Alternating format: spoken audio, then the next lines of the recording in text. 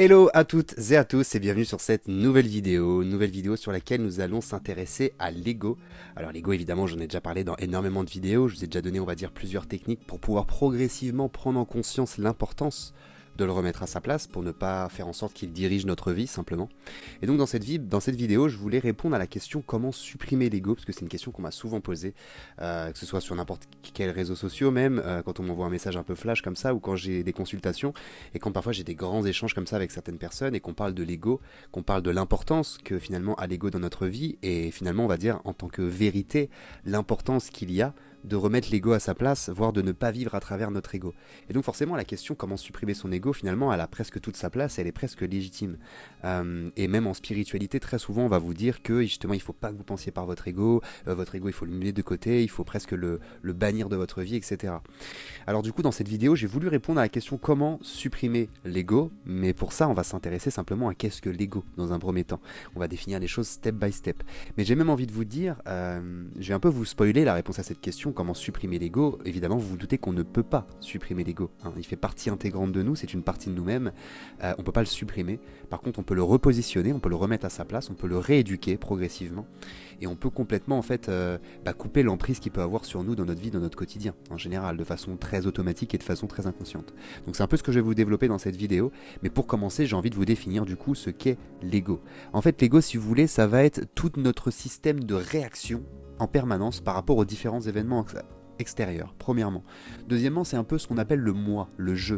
Quand on dit moi-je, en plus on a très souvent cette formulation en français qui n'est pas du tout français, mais moi d'ailleurs le premier je le fais sans faire exprès. Très souvent quand on dit moi-je, on est beaucoup dans l'ego, on est en train de dire moi-je, donc on est vraiment dans cette surconstruction de l'image que l'on s'est faite du moi finalement. Parce qu'on a le moi, on a cette image que l'on s'est faite de nous-mêmes, et finalement qu'est-ce que c'est cette image que l'on s'est faite de nous-mêmes? En fait elle est faite de quoi? Elle est faite de toutes les expériences que l'on a pu vivre jusqu'à cet instant présent, mais surtout des perceptions des événements qu'on a pu vivre jusqu'à cet instant présent. Parce qu'on peut vivre un seul et même événement et avoir une perception différente, et donc une réaction derrière qui va être différente. Je vous redonne cet exemple que j'aime bien donner, l'exemple des deux petits garçons qui commencent à apprendre à faire du vélo. Il y en a un qui tombe, le deuxième tombe également, mais il y en a un qui va se dire le vélo c'est quelque chose de très dangereux, donc je vais surtout pas en faire dans ma vie parce que ça me fait mal et c'est pas du tout bon pour moi. Et l'autre qui va se dire je suis tombé, c'est normal, je ne savais pas en faire, donc je vais apprendre, je vais recommencer, et puis finalement je vais progressivement apprendre à faire du vélo.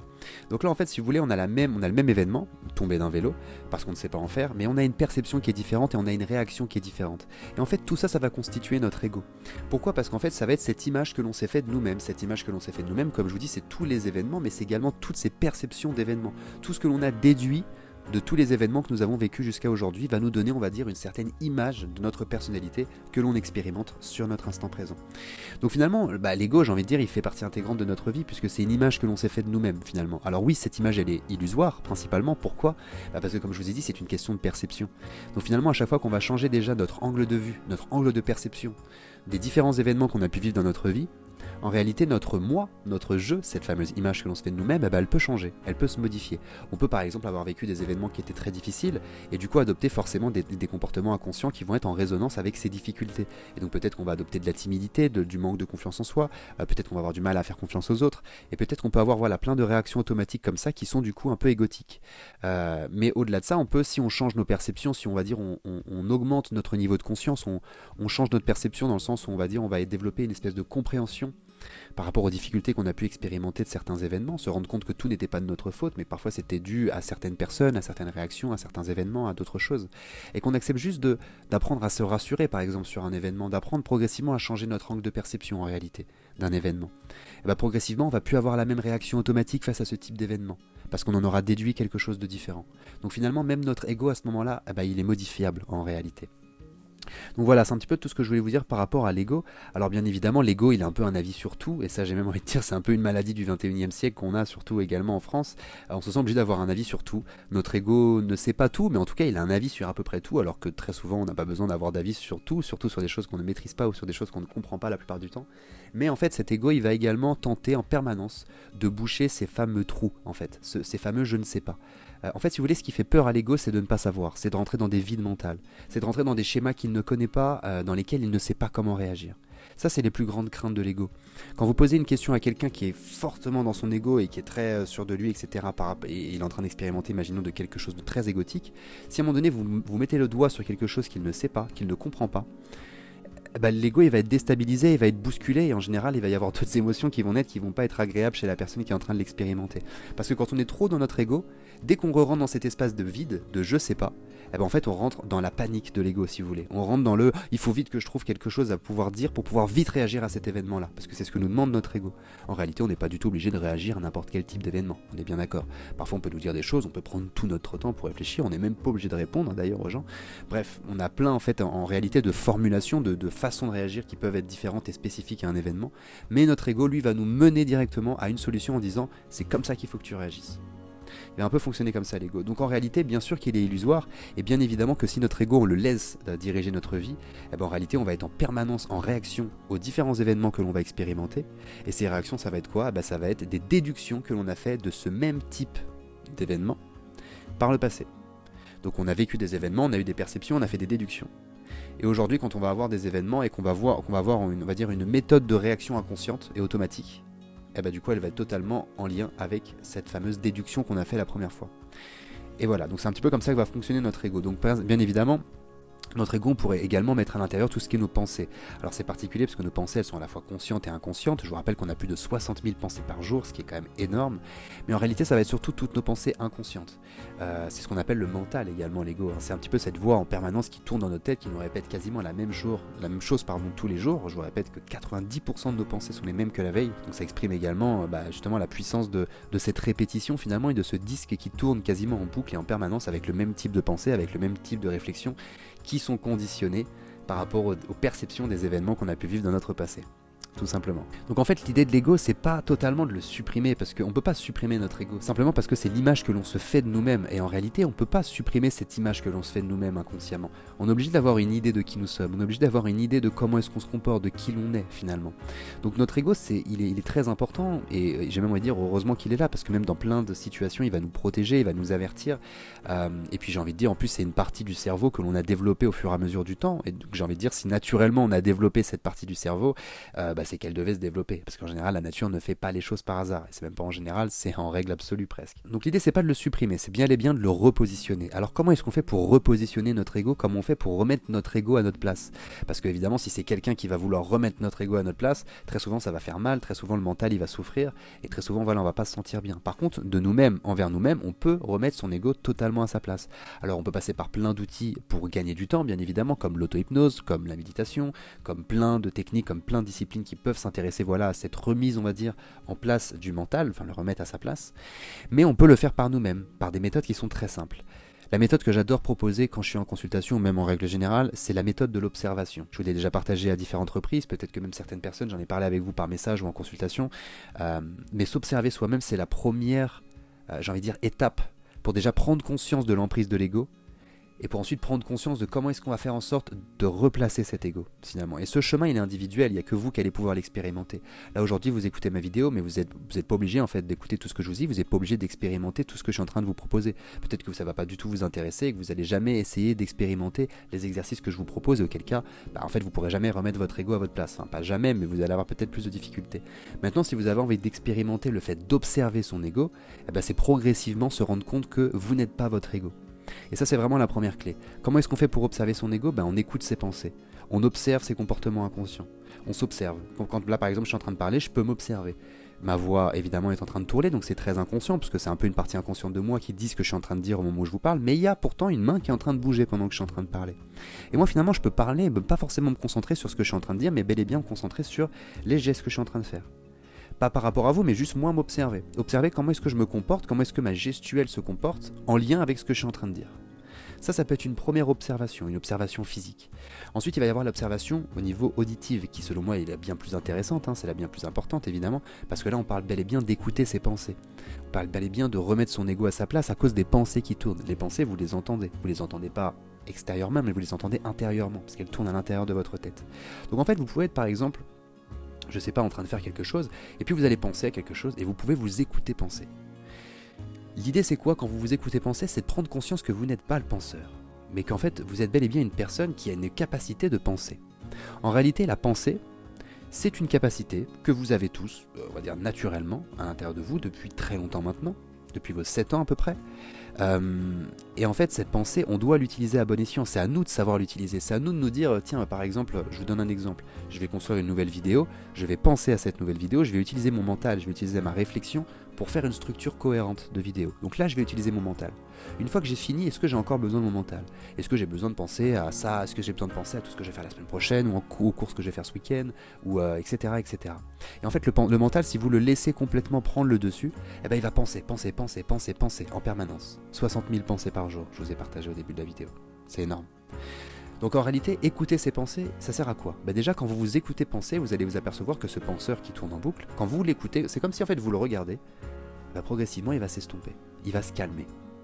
Il va parler de moins en moins fort, il va parler de moins en moins vite, et puis petit à petit il va arrêter de parler. C'est un petit peu en fait si vous observez un enfant faire une bêtise, et qu'au début il sait pas que vous l'observez.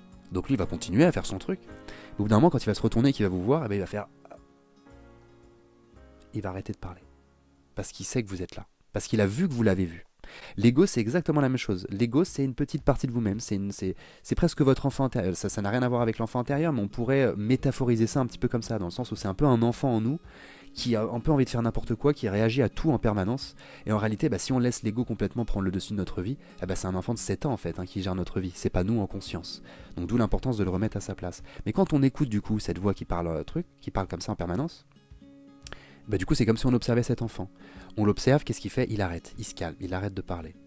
Et là on a un vide à l'intérieur, on a un silence, on a un espace de paix. Cet espace de paix, on y met ce qu'on veut. Soit on peut le laisser durer, on peut profiter du silence intérieur parce que c'est très agréable. Soit on peut complètement se réancrer dans l'instant présent et peut-être prêter attention à ce que l'on voit autour de nous, ou encore à ce que l'on ressent, ou encore à ce que l'on entend. Ou alors on peut partir dans complètement autre part en tentant peut-être de créer une pensée positive. Peut-être, hop, j'ai repris le dessus. Imaginons j'étais en train, je vous dis n'importe quoi. J'étais agacé, j'étais en train de faire mes courses, j'ai vu quelqu'un se comporter mal, et puis d'un coup, comme ça, je suis sur mon PC, puis je suis en train de me dire, c'est fou cette personne-là, pourquoi elle agit comme ça, les gens sont vraiment n'importe comment, etc. Et je commence à juger une personne que je ne connais pas, imaginons. Ça, c'est mon ego qui va pia. Et à un moment donné, je vais juste prendre conscience que je suis en train de faire ça, en fait. En fait, c'est une espèce de réflexe. Quand je commence à être mis dans un état émotionnel qui ne me plaît pas, à cause de pensées, en fait, je vais revenir à la pensée elle-même, je vais revenir à l'écoute de cette pensée, si vous voulez, parce que la pensée, elle se transforme en émotion. Si par exemple j'ai une pensée de jugement et que ça me met en colère, et que cette pensée, voilà, elle n'est pas agréable, ça va se transformer en émotion de colère, ça va se transformer en humeur de colère, en comportement de colère. Et finalement, à la base, j'ai juste pensé quelque chose pour quelque chose que j'ai observé, et je vais finir au bout de peut-être quelques heures ou encore quelques jours à avoir des comportements en lien avec ce que j'ai vu, avec une pensée. Donc l'important de pouvoir remettre le mental à sa place, c'est bel et bien de pouvoir retrouver, on va dire, une certaine maîtrise de nos pensées pour avoir ensuite une maîtrise de nos émotions, de nos comportements, de nos humeurs et de qui nous sommes tout simplement. On n'a pas envie d'être le fruit, on va dire, de déductions complètement inconscientes et de perceptions d'événements totalement inconscients qui nous fait finalement une personne qui pense totalement inconsciemment. J'ai envie de dire, c'est pas tip top ce genre de vie, je pense. Et en plus de ça, quand on vit totalement inconsciemment, on est forcément mené à énormément de difficultés. On comprend pas ce qui se passe dans notre tête, on se dit qu'on est un peu fou, on se dit qu'on est un peu incompris, on se dit plein de choses. En réalité, rien de tout ça n'est vrai. La seule chose qui est vraie, c'est qu'on a un mental qui est beaucoup trop omniprésent et qui a pris complètement le dessus sur qui nous sommes. Et donc en réalité, si à chaque fois que vous pensez à quelque chose, vous dites « Oh c'est fou, je pense ça. » Imaginons j'ai une pensée violente. Je pense ça, donc je suis quelqu'un de violent, donc je suis quelqu'un de méchant. Vous voyez la déduction que je peux faire à partir d'une pensée? Donc finalement déjà, ne pas se dire « Je pense ça ». Simplement se dire « J'ai une partie en moi qui se dit ça ». Déjà, c'est pas du tout la même chose. On se dissocie complètement du penseur. On arrête de se dire « Je suis un penseur ». Ok. Et quand je pense, c'est absolument moi qui pense. On a juste pris conscience qu'à chaque fois qu'on pense, en fait c'était une sorte de message inconscient et automatique et complètement automatisé par rapport aux événements qu'on a vécus, par rapport aux déductions et aux perceptions qu'on a fait d'un événement qu'on a vécu à un moment donné. Donc même nos pensées, elles sont totalement inconscientes et elles sont illusoires, parce que vous n'allez pas avoir les mêmes pensées que votre voisin, simplement parce qu'il n'aura pas fait les mêmes déductions que vous, simplement parce qu'il n'aura pas eu les mêmes perceptions que vous, qui fait qu'il va avoir des pensées différentes. Donc finalement déjà, premièrement, vous n'êtes pas une bonne personne ou une mauvaise personne en fonction de ce que vous pensez, parce que vous n'êtes pas vos pensées. Vous avez un système de pensée automatique qui est régulé et qui est fait, pour quoi faire? Pour anticiper les situations futures, pour anticiper même les dangers futurs. Votre cerveau, il est principalement créé pour ça, il est fait pour anticiper les choses. Donc il va capter des schémas, il va capter des automatismes et il va automatiser les choses. C'est pour ça d'ailleurs que quand vous apprenez à faire quelque chose, au début c'est très dur, mais à force de le répéter, ça devient très inconscient, ça devient automatique, ça devient très simple, ça devient fluide. Pourquoi? Parce que votre cerveau, il a anticipé comment il fallait faire, il a gagné du temps, il vous facilite la vie en permanence. Sauf que ce facilitateur de vie, qui est notre système inconscient, si on ne l'oriente pas bien, et ben en fait il va déduire absolument n'importe quoi, et il va être en réaction quasiment, pas n'importe comment, mais en tout cas pas de la façon dont on souhaite. Donc remettre son ego à sa place, le repositionner, c'est s'écouter, prendre conscience que nous ne sommes pas le penseur, laisser progressivement un peu plus d'espace vide à l'intérieur, garder cet espace de paix, garder cet espace de silence, se réancrer progressivement dans notre instant présent. Comme ça on a moins de pensées, comme ça on peut mieux choisir nos pensées, et vu qu'on choisit nos pensées, progressivement nos émotions, on va dire, elles sont beaucoup plus conscientes, elles sont beaucoup plus conscientisées, de même que nos comportements. Parce que nos comportements, nos émotions sont en lien avec nos pensées. Et si nos pensées sont inconscientes, il faut apprendre à les reconscientiser. Il faut apprendre même à les réorienter, nos pensées inconscientes. Alors ça peut passer par des choses pour aller beaucoup plus vite, évidemment, que le faire tout le cheminement qu'envers soi-même, qu'en introspection et qu'en observation permanente.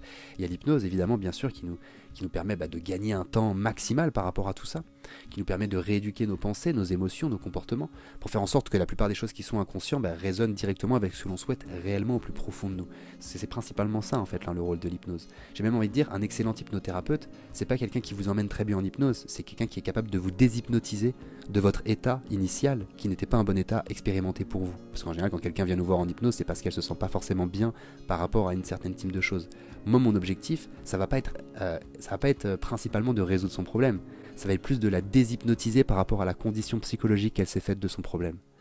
Et déjà rien que là va se donner une opportunité d'appréhender son problème totalement différemment, et en fait elle va le régler en un claquement de doigts, parce que son problème elle va plus l'avoir ici, et elle va plus être totalement hypnotisée pour le coup, et elle va plus être illusionnée par tout ce que ce problème lui pose, mais elle aura bel et bien mis ce problème en recul, elle se sera repositionnée par rapport à ses pensées, ses émotions, ses comportements, et ce qu'elle souhaite réellement au fond d'elle, et quand elle va avoir ce problème elle va se dire, en fait c'est très simple, soit ce n'est pas un problème et ce n'était qu'une illusion, auquel cas je passe à autre chose, soit il y avait un réel problème, et dans ce cas là ça va plus qu'être une question de repositionnement de mon ego, de mes pensées, de mes émotions, de mes comportements, pour pouvoir résoudre ce problème de la façon la plus simple possible.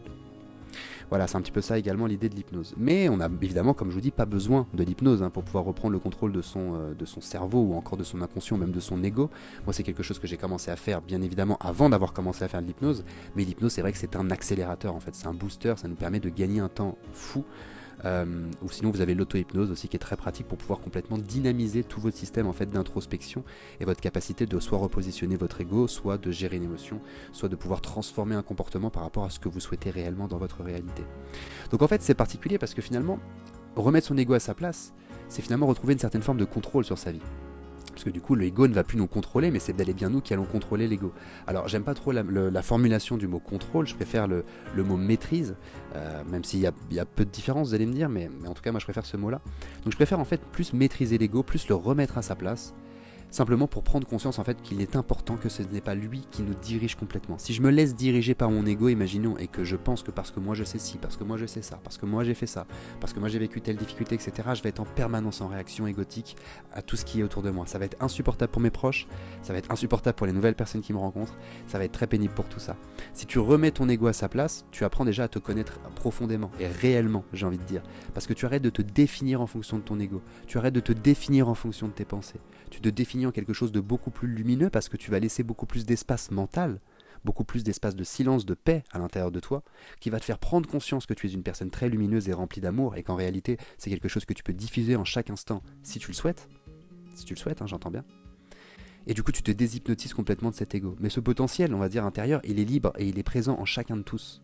En chacun de tous, puisqu'on est tous faits de la même façon, on est tous faits de la même essence en réalité. Seulement, il y a des personnes qui sont plus ou moins hypnotisées par leur mental, par leur ego. Plus tu es hypnotisé par ton ego, plus tu vas te mettre dans une condition et dans une psychologie ou encore dans une expérience d'une personne qui subit les choses, d'une personne qui n'est pas bien. En fait, tu vas perdre totalement le contrôle de ta vie tant que tu es identifié à ton ego. Plus tu te désidentifies de ton ego, plus tu es capable de le remettre à sa place, et plus tu es capable de te créer ta propre condition par toi-même, tes propres pensées, tes propres émotions, et donc j'ai même envie de dire, tous les événements que tu vas attirer dans ta réalité, ils vont complètement changer, parce que je vous rappelle également que la loi d'attraction, elle est principalement basée sur nos pensées. Donc vous vous doutez que si vous changez totalement votre système de pensée, si déjà vous prenez conscience que vous n'êtes plus le penseur, mais que vous pensez quand vous avez envie de penser, et qu'à travers vos pensées, vous créez votre réalité intérieure, et qu'à travers votre réalité intérieure, vous attirez des événements extérieurs, déjà, quand vous prenez tout ça en conscience et que vous savez l'exploiter à votre avantage dans votre vie, il y a toute votre vie qui change en réalité. Il y a tous les événements extérieurs que vous attirez, il y a la façon dont vous interagissez avec les autres, la façon dont vous interagissez avec vous-même, la façon dont vous voyez le monde, où vous percevez toute cette magie. la façon dont vous vivez au quotidien. Et en fait, tout ça va être complètement influencé par cet ego. Et si vous vous offrez à vous-même l'opportunité de le remettre à votre place, vous vous offrez totalement l'opportunité de changer votre vie sur tous les aspects qui vous intéressent, mais surtout changer votre vie par rapport à ce que vous souhaitez principalement. Le but, c'est pas de supprimer son ego pour faire comme tout le monde et se dire être spirituel, on a bien compris. Le but de remettre l'ego à sa place, c'est parce qu'on a compris les enjeux de remettre l'ego à sa place, on a compris l'enjeu de retrouver la maîtrise de notre système inconscient, la maîtrise de notre vie, la maîtrise de ce que l'on souhaite et de comment est-ce qu'on va faire pour l'attirer. Et donc on apprend progressivement à mettre en place ce processus, qui est progressif, je vous le rappelle. Vous n'allez pas forcément mettre en place votre ego du jour au lendemain, ça se fait pas forcément comme ça. Et même si ça se fait comme ça, parfois l'ego il revient. Et donc on doit le remettre à sa place, et il revient. Et on doit le remettre à sa place, et il revient. Et je dis pas que c'est une bataille permanente, mais plus on le remet à sa place, plus il tarde à revenir. Ou plus il revient de façon très lente. Et du coup on l'anticipe tout de suite en fait. Et à chaque fois qu'on a une petite pensée, on se dit vas-y, j'ai pas envie de penser à ça. Et hop, on va écarter tout de suite. Et l'ego, tu te remets à ta place. Je vais beaucoup plus exploiter le silence ou l'instant présent, par exemple. Ok ?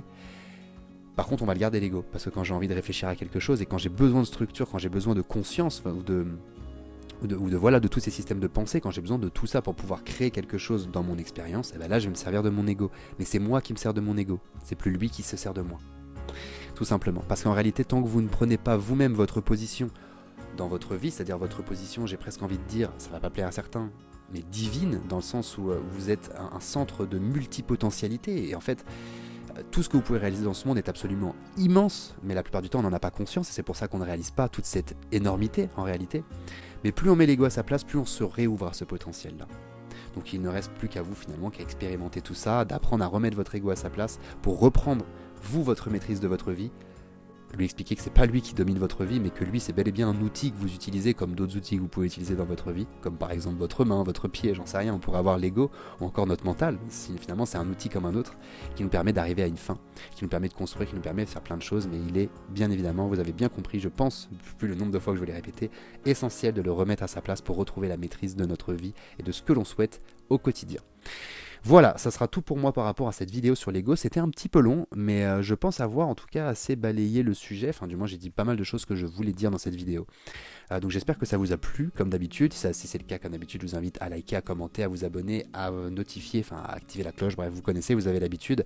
Et puis dites-moi voilà, simplement en commentaire ce que vous avez envie de me partager. Comme ça, on va pouvoir échanger un petit peu autour de cet ego, autour de la remise en place de cet ego, ou encore de l'ouverture complètement à notre potentiel qui est totalement illimité pour notre réalité. Donc ce sera tout pour moi, je vous retrouve demain sur une nouvelle vidéo, ça sera à 20 h comme d'habitude, donc prenez bien soin de vous, passez une excellente fin de journée et c'est ciao.